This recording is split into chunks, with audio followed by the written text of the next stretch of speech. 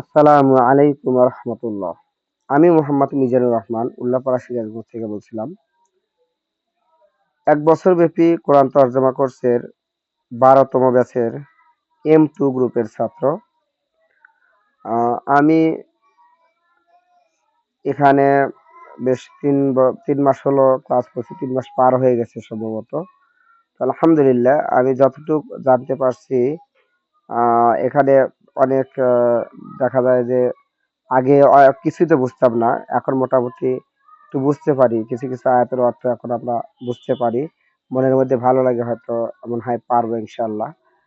আর হুজুরকে, যার প্রচেষ্টায় এই কোর্সের কারিকুলামটা করা হয়েছে, আমি স্পেশালি তাকে ধন্যবাদ দিব।